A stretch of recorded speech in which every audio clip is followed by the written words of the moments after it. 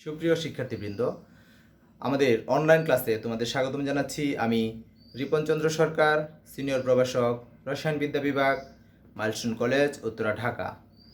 বৈশ্বিক মহামারী করোনার কারণে তোমরা আমাদের থেকে, কলেজ থেকে অনেক দূরে আছো, কিন্তু তারপরও লেখাপড়া চালিয়ে যেতে হবে, তাই আমাদের এই অনলাইন ক্লাসগুলো পরিচালিত হচ্ছে। আমরা আজকে রসায়ন দ্বিতীয় পত্রের তড়িৎ রসায়ন অধ্যায়ের দুইটি সৃজনশীল, কিছু জ্ঞানমূলক ও কিছু অনুধাবনমূলক প্রশ্নের উত্তর নিয়ে আলোচনা করব। প্রথমেই আমরা একটি সৃজনশীল প্রশ্ন নিয়ে আলোচনা করি।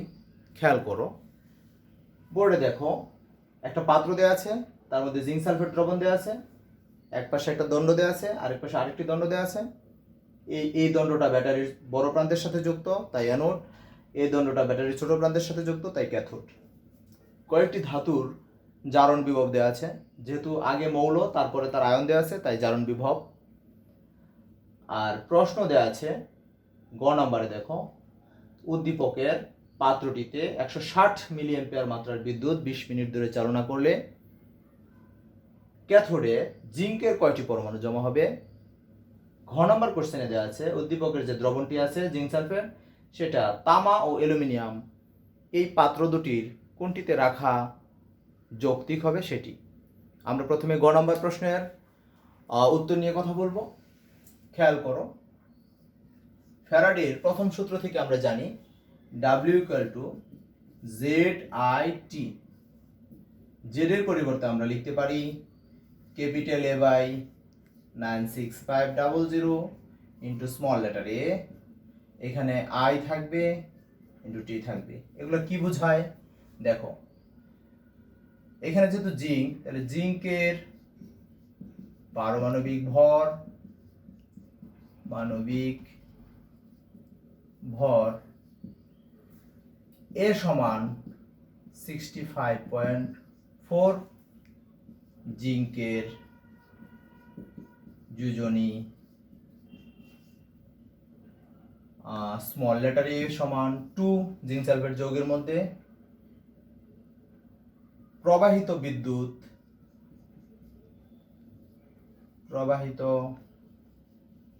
বিদ্যুৎ আই সমান দেয়া আছে, দেখো 160 মিলি অ্যাম্পিয়ার। এটা যদি আমরা 1000 দিয়ে ভাগ করি তাহলে 0.16 অ্যাম্পিয়ার করে নিতে হবে। সময় টি সমান 20 মিনিট। মিনিটটাকে আমরা 60 দিয়ে গুণ করে সেকেন্ড করে নিব, তার মানে 1200 সেকেন্ড। তো আমরা যদি মানগুলো বসাই তাহলে এখানে মান যেটা আসবে, এখানে 65.496,500 ইন্টু 2, এইখানে 0.16 ইন্টু এত। ওভারঅল যে মানটা আসে সেটা ডাব্লিউ এর মান। W equal to what? আচ্ছা, মানে সঞ্চিত পদার্থ যেটা, সেটার মান। এটার মানটা আসে 0.06506 এত গ্রাম। বাস, তাহলে কতটুকু জমা হলো সেটা আমরা পাইলাম। এরপরে এটার মধ্যে কয়টি পরমাণু আছে সেটা আমরা বের করতে চাই। তো মুছে দিলাম, পরমাণু সংখ্যা বের করব। খেয়াল করো, এই মানটা আমি রেখে দিলাম। আমরা জানি পারমাণবিক ভর যে সংখ্যাটা, তার মধ্যে অ্যাভোগাড্রো সংখ্যার সমান সংখ্যক পরমাণু থাকবে। তাহলে জিঙ্কের ভর 65.4 গ্রাম জিঙ্ক এ পরমাণু আছে ওই যে অ্যাভোগাড্রো সংখ্যা সমান 6.023 ইন্টু 10⁻23 এত টি। তাহলে 1 গ্রাম জিঙ্কে পরমাণু আছে 6.023 10⁻23 বাই 65.4 এত টি। তাহলে আমার যে 0.06506 গ্রাম এত পরমাণু আছে 6.023 10⁻23 ইন্টু 0.06506 বাই 65.4 এত টি। এখানে মান আসে 5.99 ইন্টু 10⁻20 এতটি। এটা হলো এখানকার আনসার। আমরা গ নাম্বারের আনসার কমপ্লিট করলাম। এবারে আসো ঘতে। ঘয়ের আনসারটা আমরা দেখো বলছে যে কোন পাত্রে রাখা যাবে, সেই পাত্রের হিসাব যদি আমরা করি, পাত্রটিকে আমরা অ্যানোড ধরবো আগে। এই অ্যানোড ধরে তারপরে যদি আমরা মানটা ধনাত্মক পাই তাহলে সিদ্ধান্ত একরকম হবে, ঋণাত্মক পাইলে সিদ্ধান্ত আরেক রকম হবে। তাহলে ঘ নাম্বারের দেখো প্রথম ক্ষেত্রে দেখো তামার পাত্রটিকে অ্যানোড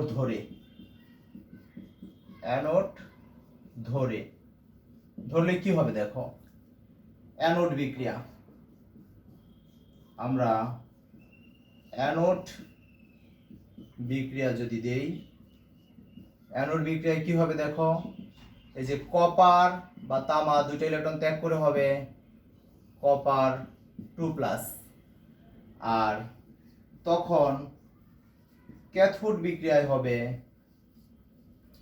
ক্যাথোড বিক্রিয়ায় দেখো ওই যে জিঙ্কের জিঙ্ক 2+, দুইটা ইলেকট্রন তখন নিয়ে হবে জিঙ্ক। তো আমরা যদি পূর্ণাঙ্গ কোষ বিক্রিয়া দেই তাহলে কোষ বিক্রিয়াটি হবে কেমন দেখো, কোষ বিক্রিয়াটি এমন হবে কপার প্লাস জিঙ্ক 2+, তৈরি হবে কপার 2+ প্লাস জিঙ্ক। এটা হলো। তো আমরা এই কোষের ক্ষেত্রে এটার ক্ষেত্রে ইএমএফ নির্ণয় করব। তাহলে ই নট সেল। আচ্ছা, আমরা এর আগে একটু কোষ ডায়াগ্রাম লিখতে পারি। এটার জন্য কোষের গঠনটা লিখে নিতে পারি। কোষের গঠনটা কেমন হবে, এখানে এই যে কপার 2+ আর জিঙ্ক 2+, জিঙ্ক, এটা হবে কোষের গঠন। এখানে ই নট সেল যদি আমরা বের করি, E naught cell equal to E naught অ্যানোডের অক্সিডেশন মান বসাবো, আর ই নট ক্যাথোডের রিডাকশন বা রেট এই মানটা বসাবো। আচ্ছা, অ্যানোডের এর পরিবর্তে আমরা লিখতে পারি ই নট, অ্যানোড হলো তোমার এই যে এই পাশেরটা, এইখানে কপার 2+, আর এখানে ই নট জিঙ্ক 2+, আর হলো জিঙ্ক। আমরা উপরে চলে গেলাম, খেয়াল করো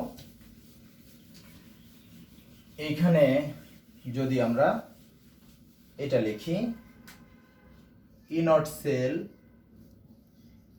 ইকুয়াল টু এই যে ই নট কপার 2+, যে মানটা দেওয়া আছে আমরা ডান দিকে দেখো লিখতে পারি, দেয়া আছে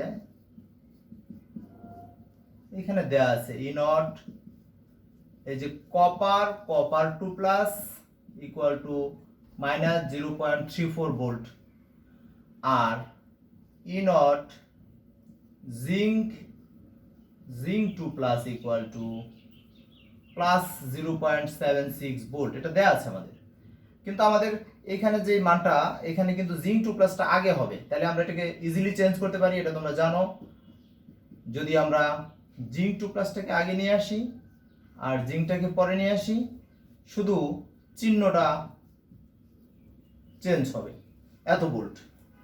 তো এই মানটা যদি আমরা এখন বসাই, -0.34 -0.76 -1.10 ভোল্ট, এই মানটা ঋণাত্মক হয়েছে, মাইনাস হয়েছে, ঠিক আছে।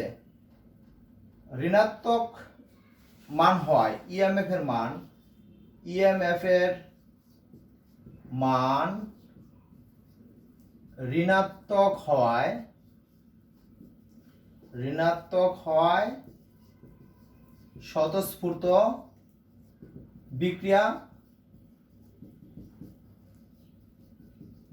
হবে না। তাই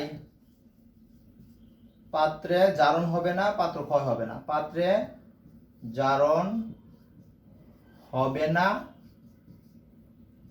পাত্র ক্ষয় হবে না। আমরা নিচের অংশ মুছে দিলাম। পাত্র ক্ষয় হবে না ফলে তামার পাত্রে জিঙ্ক সালফেট দ্রবণ রাখা যাবে। যেহেতু পাত্র ক্ষয় হবে না সেহেতু রাখলে কোনো সমস্যা নেই, রাখা যাবে। তাহলে আমরা একটা পাত্রের ক্ষেত্রে দেখলাম রাখা যাবে। অ্যালুমিনিয়ামের ক্ষেত্রে আবার একটু নতুন করে নিতে হবে। অ্যালুমিনিয়ামের ক্ষেত্রে ব্যাপারটা আমরা আবার ম্যাথমেটিক্যালি দেখাই দিচ্ছি। আচ্ছা দেখো, ঘ নম্বরই চলছে। অ্যালুমিনিয়াম পাত্রকে অ্যানোড ধরে। আচ্ছা, এটা যদি অ্যানোড হয় কি হবে? অ্যানোড বিক্রিয়া দেই আমরা, অ্যানোড বিক্রিয়া দিব। অ্যানোড বিক্রিয়ায় অ্যালুমিনিয়াম তো 3টা ইলেকট্রন ছাড়ে, সে হবে অ্যালুমিনিয়াম 3+, এটার আমরা 1 নাম্বার সমীকরণ দিলাম। আর ক্যাথোড বিক্রিয়ায় তোমার এইখানেও জিঙ্ক 2+, 2টা ইলেকট্রন গ্রহণ করবে, তৈরি হবে জিঙ্ক, এটা 2। কারণ এখানে যেহেতু 3টা ত্যাগ করছে 2টা গ্রহণ করছে, তাই আমরা একটু সমতা করার জন্য এটা করে দিচ্ছি। এখানে করাটা জরুরি না। 1 × 2 আর এখানে প্লাস 2 × 3 এটা করে পাই। কি পাই দেখো, 2 অ্যালুমিনিয়াম -6 ইলেকট্রন, তৈরি হবে 2 অ্যালুমিনিয়াম 3+, আর 3 জিঙ্ক 2+ প্লাস 6 ইলেকট্রন 3 জিঙ্ক। তাহলে এটা কোষ বিক্রিয়াটা কি হবে? কোষ বিক্রিয়া এখানে হবে 2 অ্যালুমিনিয়াম 3 জিঙ্ক 2+, তৈরি হবে 2 অ্যালুমিনিয়াম 3+ প্লাস 3 জিঙ্ক। বাস, তাহলে কোষের গঠনটা আমরা একটু দেখাই দিচ্ছি। কোষের গঠনটা হবে অ্যালুমিনিয়াম 3+, আর এখানে হবে জিঙ্ক 2+, জিঙ্ক, এটা হবে। আচ্ছা, এখন আমরা এই কোষটার ইএমএফ নির্ণয় করব। এই কোষটার ইএমএফ নির্ণয় করে দেখি যে কি অবস্থা। আচ্ছা,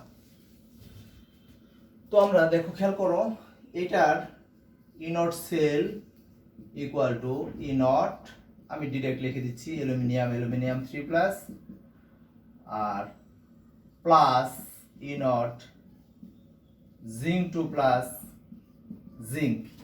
দেখো, অ্যালুমিনিয়াম 3+ এর একটা মান দেয়া আছে এখানে, প্লাস 1.66, আর জিঙ্ক 2+, জিঙ্ক এটার মান দেয়া নাই। তা আমরা এখানে লিখতে পারি, দেয়া আছে কি দেয়া আছে দেখো, E naught aluminium 3+ equal to plus 1.66 volt, আর ইনট জিঙ্ক 2+ আগে দেয়া আছে, এটা দেয়া আছে প্লাস 0.76 ভোল্ট। এরপরে যদি আমরা এটা চেঞ্জ করি, ওতে ইনট zinc 2+, zinc equal to -0.76 volt. তাহলে এই মানটা আমরা ইউজ করতে পারি। নিচের অংশটা আমরা মুছে দিলাম। আচ্ছা, তো এখানে -0.76, ওভারঅল আসলো প্লাস 0.90 ভোল্ট। তো এই যে মানটা আসলো এটা পজিটিভ মান। এখানে ইএমএফ ধনাত্মক, তাই স্বতঃস্ফূর্ত বিক্রিয়া হবে অ্যালুমিনিয়াম পাত্রে জারণ ঘটবে এবং পাত্রটি ক্ষয় হবে, ফলে অ্যালুমিনিয়াম পাত্রে জিঙ্ক সালফেট দ্রবণ রাখা যাবে না, জিঙ্ক সালফেট দ্রবণ রাখা যাবে না। তো আমরা ঘ নম্বর প্রশ্নের উত্তর জানতে পারলাম যে ইনট সেলের মান যদি ঋণাত্মক হয় তাহলে পাত্রে দ্রবণ রাখা যাবে, আর যদি ধনাত্মক হয় তাহলে পাত্রে দ্রবণ রাখা যাবে না, কারণ তাতে পাত্রটা জারণ হবে, পাত্রে জারণ হবে, ক্ষয় হবে, সেটা রাখা যৌক্তিক হবে না। ক্লিয়ার? তাহলে আমাদের প্রথম সৃজনশীল শেষ হলো, এবারে আমরা শুরু করব দ্বিতীয় সৃজনশীল। আচ্ছা, দ্বিতীয় সৃজনশীল প্রশ্নটি দেখো। এখন একটা তড়িৎ রাসায়নিক কোষের চিত্র দেওয়া আছে, সেইখানে জারণ বিজারণ বিভবগুলো দেওয়া আছে, বিজারণ বিভবের মান দেওয়া আছে, আর এখানে কোশ্চেন আছে যে এটার ইএমএফ নির্ণয় করতে, আর একটা হলো যে সি এর পাত্রে, সি ধাতুর পাত্রে অ্যানোডের যে দ্রবণ এ সালফেট এটা রাখা যাবে কিনা। গ নাম্বারটা খেয়াল করো। গ নাম্বার আমরা দেখো, এখানে যেহেতু দেয়া আছে সরাসরি আমরা অ্যানোড বিক্রিয়া লিখব। অ্যানোড বিক্রিয়া, অ্যানোড বিক্রিয়া কি হবে দেখো, এ দুটো ইলেকট্রন ত্যাগ করে হবে A2+, আর ক্যাথোড বিক্রিয়ায় B2+, দুটো ইলেকট্রন গ্রহণ করে হবে B। আর কোষ বিক্রিয়া যদি দাও, কোষ বিক্রিয়াটা হবে A+, B2+, আর এখানে হবে A2+ প্লাস B। এখানেও কোষের গঠনটা দিতে পারো সহজেই, কোষের গঠন দিলে আমাদের ম্যাথ করতে সুবিধা হয়। A2+ আর হলো B2+ B। তো আমরা E naught cell equal to E naught, এই যে অ্যানোডের অক্স প্লাস E নট ক্যাথোডের রেড, এটা দিতে পারি। E নট অ্যানোডের অক্স যেটা আছে, তার মানে E naught A2+ plus E not B2+ B, ওটা যেহেতু বিজারণে।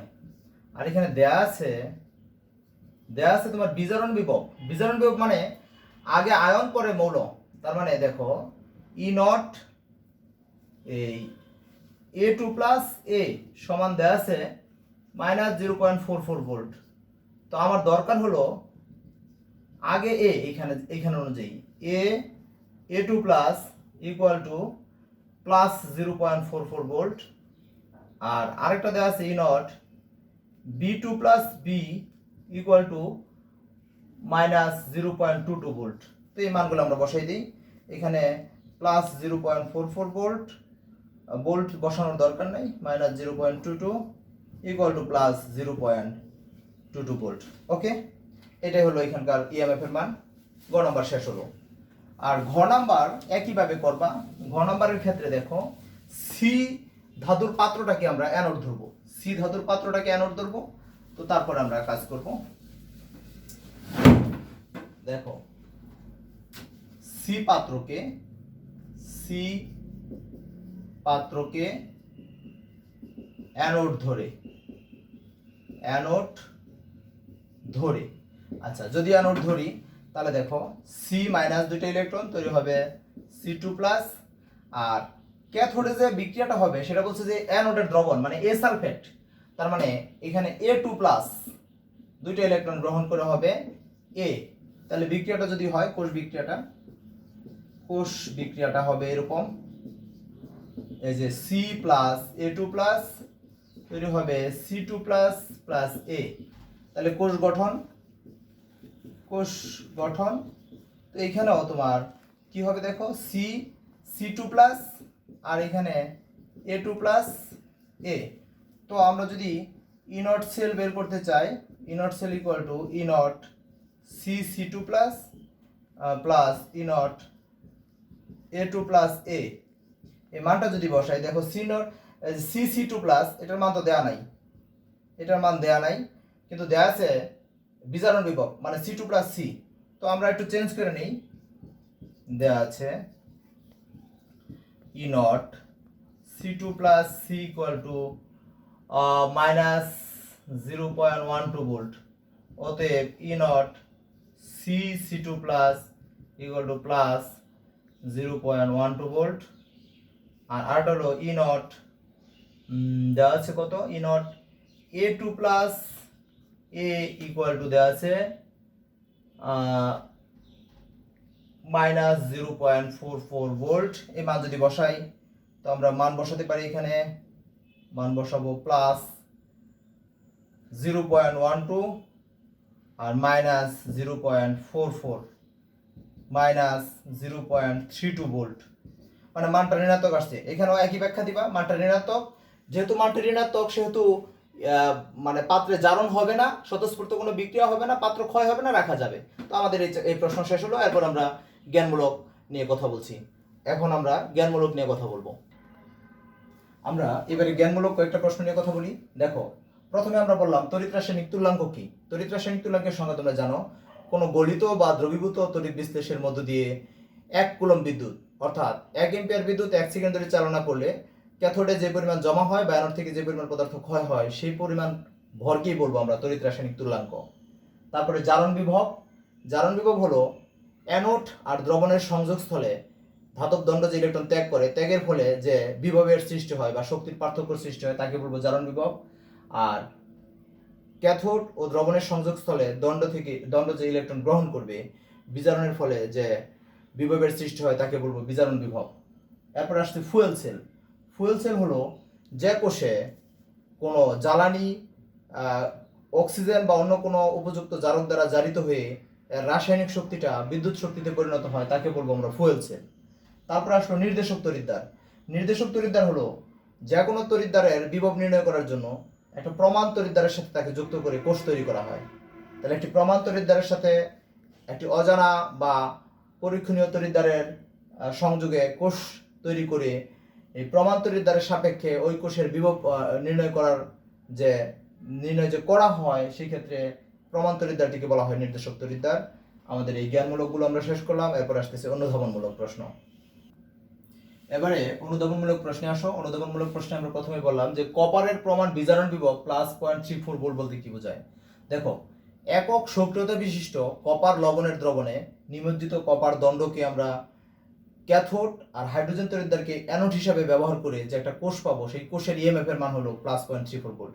দেখো, ই নট সেল ইকুয়াল টু এই যে হাইড্রোজেনটাকে জারণ তড়িৎদ্বার ধরলাম আর কপারটাকে বিজারণ তড়িৎদ্বার ধরলাম। এখান থেকে হিসাব করে আমরা কপারের বিজারণ বিভবের মান বের করলাম +0.34 ভোল্ট। ওকে ওকে 2 নম্বর প্রশ্ন দেখো, লবণ সেতু ওর ভূমিকা। লবণ সেতু কাকে বলে? দেখো, দুটি অর্ধকোষের মধ্যে অ্যামোনিয়াম নাইট্রেট, পটাশিয়াম নাইট্রেট অথবা পটাশিয়াম ক্লোরাইড সম্পৃক্ত দ্রবণ নিয়ে যে বাঁকানো নল দ্বারা সংযোগ করা হয়, সেই বাঁকানো নলটাকে বলা হয় লবণ সেতু। আর লবণ সেতু থাকলে কি সুবিধা হয়? এর ক্যাটায়ন বা অ্যানায়ন দুই পাশে, এটা এই দুইটা অর্ধকোষকে পরোক্ষ সংযোগ সাধন করে বর্তনী পূর্ণ করে। আবার ক্যাটায়ন বা অ্যানায়ন প্রয়োজনীয় আয়ন এখানে সাপ্লাই হয়ে মানে এটা বৈদ্যুতিক নিরপেক্ষতা বজায় রাখে। এই যে জারণ অর্ধকোষ যেটা, এটার মধ্যে ক্যাটায়ন আসে, আর বিজারণ অর্ধকোষ যেটা সেটার মধ্যে তোমার এই নল থেকে অ্যানায়ন আসে, তাতে বৈদ্যুতিক নিরপেক্ষতা বজায় থাকে, দীর্ঘদিন ধরে বিদ্যুৎ চালনা করতে পারে, আর না হলে বৈদ্যুতিক চালনা বন্ধ হয়ে যাবে। ওকে, নাম্বার 3 দেখো, প্রমাণ হাইড্রোজেন তড়িৎদ্বার কাকে বলে?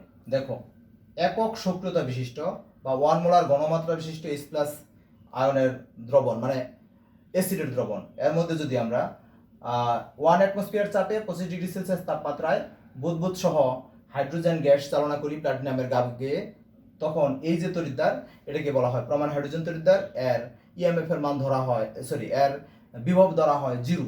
হ্যাঁ, এর সাপেক্ষে অন্য তড়িৎদ্বারের বিভব নির্ণয় করা হয়, তাই এটাকে প্রাইমারি নির্দেশক তড়িৎদ্বারও বলা হয়। তো আমরা শেষ করলাম যে প্রমাণ হাইড্রোজেন তড়িৎদ্বার কাকে বলে। মোটামুটি জ্ঞান অনুধাবন সবগুলো প্রশ্ন শেষ করলাম। আমাদের এই অনলাইন ক্লাসে থাকার জন্য তোমাদেরকে ধন্যবাদ। এগুলো প্র্যাকটিস করলে তোমাদের উপকার হবে, পরীক্ষায় ভালো নাম্বার পেতে পারবা। থ্যাংক ইউ, সবাইকে ভালো থাকো।